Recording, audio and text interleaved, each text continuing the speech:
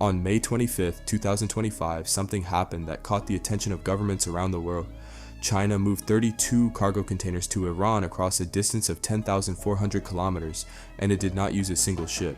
Instead, a freight train thundered across deserts, climbed over mountain ranges, crossed 4 countries, and delivered the cargo in just 15 days. The same shipment by sea can take up to 40 days. This was not just a technical success, it was a powerful message.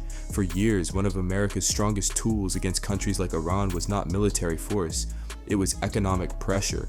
Restrict a country's oil exports, freeze its financial assets, cut off access to global markets, and slowly squeeze its options until very little remains. That strategy has been effective because the United States has enormous influence over the world's main shipping lanes. If a country needs to move large amounts of goods, it usually depends on ocean routes.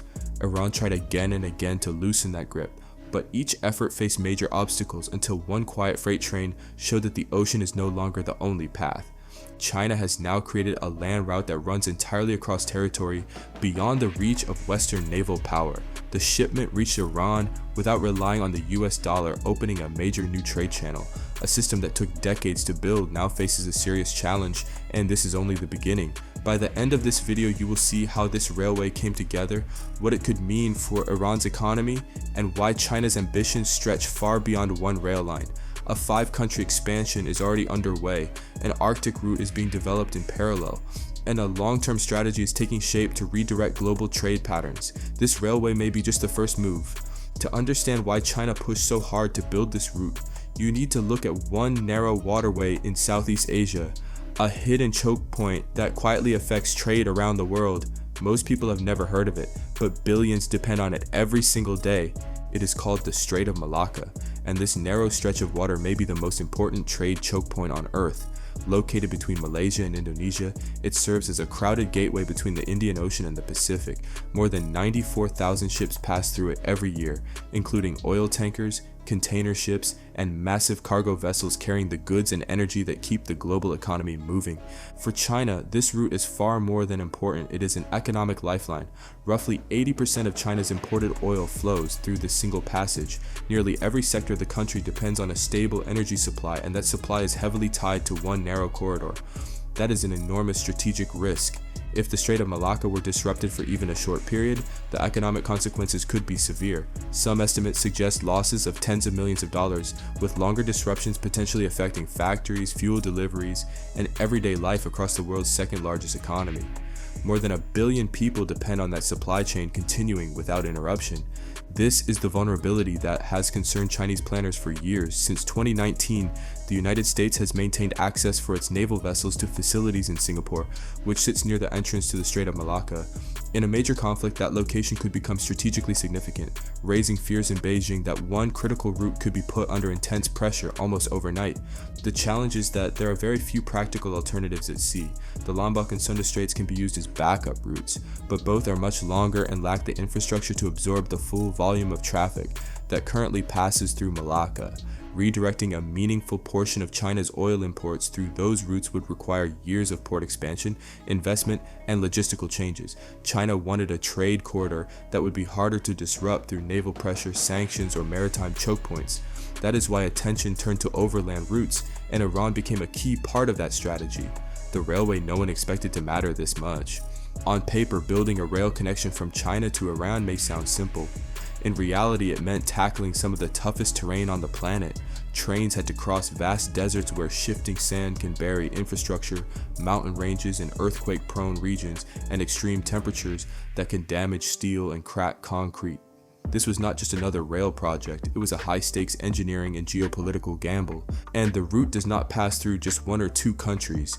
It crosses 4 different nations, each with its own border controls, custom systems, regulations, and rail gauges that were never designed to connect smoothly. For most planners, that would have been a deal breaker. China pushed ahead anyway. The railway begins in western China and stretches across Kazakhstan, Uzbekistan, and Turkmenistan, before entering Iran and ending at the Aprin dry port near Tehran. In total, it covers 10,400 kilometers of connected rail through deserts, mountains, and politically sensitive territory that many engineering teams would have considered too difficult to tackle. To put that distance in perspective, it is roughly equal to flying from London to Los Angeles, with hundreds of kilometers still left to go. The total cost exceeded $2 billion. funded through Chinese policy banks, the Asian Infrastructure Investment Bank, and a series of bilateral financing agreements. One of the biggest technical challenges was the mismatch in rail gauges. China uses a different track width than much of Central Asia, which means cargo must either be transferred to new rail cars or the wheel assemblies must be swapped so the same containers can continue moving without unloading. To solve this, automated bogie exchange facilities were installed at key border crossings along the route. These systems reduced delays from several hours to less than 30 minutes, turning what used to be a major bottleneck into a fast and efficient transfer point. Some sections in Iran were built with additional protective measures because of harsh terrain and security concerns. In difficult areas, engineers used tunnels and reinforced infrastructure to shield the line from extreme weather and other potential risks. That choice shows how seriously both countries viewed this project. This was not infrastructure built simply for convenience. It was designed to remain operational even during periods of instability. On May 25, 2025, the first freight train completed the full journey in just 15 days. Before this corridor existed, the same cargo would have traveled by sea through the Strait of Malacca, across the Indian Ocean, through the Arabian Sea, and into the Persian Gulf before reaching Iran. That trip typically took between 30 and 40 days. The new rail line cut transit time in half. No ocean choke points, no dependence on heavily monitored shipping lanes, no waiting for access to ports vulnerable to political pressure. For both countries, this was a major strategic breakthrough. Chinese state media described the route as an oil lifeline linking the two nations, but for Iran, the significance goes far beyond faster shipping. Iran's lifeline and China's long game. Western sanctions have weighed heavily on Iran's economy for years. Financial institutions were cut off from major global networks. Companies considering business with Tehran faced substantial legal and financial risks. Many oil buyers reduced or halted purchases to avoid being shut out of US markets. The result was intense economic pressure and limited access to global trade. This new railway does not erase those challenges overnight, but it creates a powerful alternative channel. For Iran, that means greater access to goods and markets. For China, it advances a broader strategy to build trade routes that are less dependent on traditional maritime choke points and Western-controlled systems. The message from Washington was clear: do business with Iran, and there could be serious consequences. China looked at that warning and moved forward anyway. In 2021, China and Iran signed a 25-year economic cooperation agreement reportedly valued at $400 billion. This was far more than a standard trade deal. It laid out a long-term framework covering energy, infrastructure, manufacturing, and technology, tying the two countries together for decades. The results became increasingly visible. In 2024, China purchased about 77% of Iran's crude oil exports, worth roughly $29 billion in a single year. Iran's total oil revenue reached around $67 billion in 2024, its strongest performance in more than a decade. Sanctions remained in place on paper, but their practical impact appeared to be weakening. Now, with the railway operational, trade between the two countries has an additional route that reduces dependence on vulnerable maritime choke points. Goods and energy can move east across Central Asia with less exposure to shipping disruptions and with fewer intermediaries involved in the process. This is more than a trade corridor. It is part of a broader effort to build parallel financial and logistical systems outside the structures long dominated by Washington. Currency plays a major role in that strategy. China has paid for some Iranian oil in yuan since 2012, reducing reliance on the US dollar. That may sound like a technical detail, but its long-term implications are significant. The dollar's role as the dominant currency in global energy markets has long supported American financial influence. When large oil transactions are settled in other currencies, it gradually strengthens alternative systems. Russia has followed a similar path, conducting a growing share of its energy trade in yuan and rubles instead of dollars. Since 2022, trade conducted outside traditional dollar-based channels has expanded sharply, and this railway adds another layer to that trend. The rail line does not just move cargo faster, it reinforces a larger shift in how major countries are structuring trade and finance. Iran's location makes it especially important. The country borders the Strait of Hormuz, the narrow passage connecting the Persian Gulf to the Arabian Sea. Roughly 20% of the world's oil passes through this critical waterway, making Iran a strategic gateway for regional commerce. That geography also creates new opportunities for landlocked countries such as Tajikistan, Kyrgyzstan, and Afghanistan. By linking into Iranian ports and China's expanding rail network, these nations gain greater access to international trade. At the same time, China deepens its economic and political influence across a region where global powers have competed for decades. The Five-Nation Plan and the Frozen Highway. The China-Iran Railway is only the beginning. The next phase is even bigger. It is known as the Five Nations Railway Corridor, a sweeping project designed to connect China, Kyrgyzstan, Tajikistan, Afghanistan, and Iran in one continuous overland network. The plan includes roughly 1,300 kilometers of new railway, with nearly half of that track running through northern Afghanistan. A preliminary agreement was signed in December 2014, and although progress has moved slowly at times, the project has remained alive and steadily advanced. In May 2023, the first test cargo traveled from Iran into Afghanistan along the Kaf-Herat Railway. That shipment carried 655 tons of railway equipment, the exact materials needed to build more of the network. In a striking twist, the railway was helping construct itself, one delivery at a time. Momentum increased again in May 2025 when senior officials from Iran, China, Kazakhstan, Uzbekistan, Turkmenistan, and Turkey met in Tehran to discuss expanding this transcontinental system even further. The message was unmistakable. This project is moving forward, and the pace is picking up. For landlocked countries in Central Asia, this corridor could be transformative. A direct rail connection through Iran to ports on the Persian Gulf would provide a much shorter and more reliable path to global markets. At the same time, China would strengthen its economic influence across an increasingly strategic region. The financial engine behind this expansion is China's Belt and Road Initiative. Since launching in 2013, the program has committed more than $1 trillion to infrastructure projects around the world. Central Asia has become one of its most strategically important investment zones.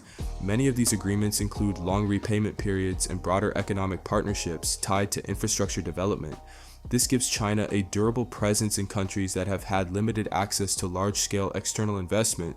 And while China builds deeper into Central Asia, it is also developing an entirely different route in the opposite direction, through the frozen Arctic. The Northern Sea route follows Russia's northern coastline across the Arctic Ocean. It offers one of the shortest shipping paths between Asia and Europe, reducing transit times from about 45 days via the Suez Canal to roughly 30 days. Like, in other words, China is not betting on just one escape route. It is building multiple trade corridors across land, sea, and even ice. The biggest obstacle to an Arctic shipping route has always been the ice. For decades, the passage was usable for only about 88 days each year. That window is gradually expanding as warming temperatures cause sea ice to retreat earlier in the season and return later. In recent years, the navigable period has stretched to roughly 90 to 100 days annually. In June 2024, Russia and China signed an agreement to develop a container shipping corridor designed to operate year-round in the future. Some scientific projections suggest that by the end of the century, parts of the route could remain open for much longer periods, potentially transforming Arctic shipping. To make that possible, Russia has built some of the most powerful icebreakers ever constructed. The Arctica displaces about 33,000 tons and is powered by 2 nuclear reactors. It can break through ice up to 3 meters thick while maintaining steady progress, and can operate for years without refueling. Its sister ship, the Cyber, is designed to navigate both deep Arctic waters and shallower coastal zones along Russia's northern shoreline. Russia continues to expand and modernize this fleet, extending access into areas that were once nearly impossible to traverse. What makes the Arctic route strategically significant is that it reduces reliance on traditional shipping corridors. The Suez Canal remains one of the world's most important trade arteries, but much of the financing, insurance, and logistics associated with that route flows through institutions based in Europe and the United States. A viable Arctic corridor offers an additional path outside those established systems. Combined with the China-Iran land corridor, 2 major alternatives are emerging, one running across the heart of Central Asia and another cutting through the frozen north. Both are designed to diversify trade routes and reduce dependence on long-standing choke points. What this all really means The China-Iran Railway is not a replacement for global ocean shipping. A single supertanker can carry around 2 million barrels of oil, equal to the capacity of hundreds of freight trains. Matching maritime trade volumes by rail is not realistic in the near term. There are also operational challenges. Cargo trains must cross multiple borders, which can create customs delays and coordination issues. Extreme desert heat and sandstorms accelerate wear on tracks and equipment. Fixed rail infrastructure can also be more vulnerable to disruption than ships moving across open seas. In June 2025, regional military strikes reportedly targeted parts of Iran's energy infrastructure, underscoring the risks faced by critical transport and energy networks. Public reporting on activity along the corridor became more limited afterward, highlighting how geopolitical tensions can affect major infrastructure projects. But that does not change the core significance of the railway. This route does not need to replace sea shipping to matter. It only needs to function reliably enough to provide China and Iran with an alternative they did not have before, and that is the real shift. When countries create even partial alternatives to existing trade and financial systems, they gain leverage, flexibility, and strategic options. The railway is not the end of global shipping, it is a new option, and in geopolitics, new options can change everything. When China secures a working land route for energy imports, the threat of a blockade at the Strait of Malacca becomes less powerful. When Iran has a major customer willing to trade through alternative financial channels, sanctions become harder to enforce. And when landlocked countries in Central Asia gain direct rail access to global markets, they gain more freedom to choose their own economic partners. These changes do not happen in one dramatic overnight event. They build slowly and quietly, one freight train at a time. There is also a message behind the economics. Every kilometer of track China lays across Central Asia sends a signal to smaller nations watching closely. There are other options. Countries do not have to organize all of their trade, infrastructure, and financing around the priorities of Washington or Brussels. The unspoken message may be one of the most important parts of this entire project. What the United States and its allies are watching is not just a railway. They are watching the gradual emergence of an alternative network to a system built over generations around naval power, dollar-based trade, and control of key global choke points. China, Iran, Russia, and several Central Asian countries are constructing a parallel framework. It is still incomplete. It faces technical, financial, and political obstacles, but it is expanding, and it is operating in regions where traditional pressure tools are less effective. Infrastructure is never just concrete and steel. Every tunnel carved through a mountain, every kilometer of rail, and every icebreaker launched into the Arctic carries a larger message. The structure of global trade is evolving. The governments in Washington understand what is at stake, and so do the countries building these routes. The real question is no longer whether alternatives are being created. It is how far they will go and how much they will reshape the balance of global power. If you enjoyed this breakdown and want more deep dive analysis on global trade, geopolitics, and the hidden strategies reshaping the world, make sure to like this video, subscribe to the channel, and turn on notifications so you do not miss the next one, and drop your thoughts in the comments. Can a rail corridor across Central Asia and a growing Arctic shipping route truly challenge the dominance of the world's oceans, or will sea power remain the ultimate force in global trade?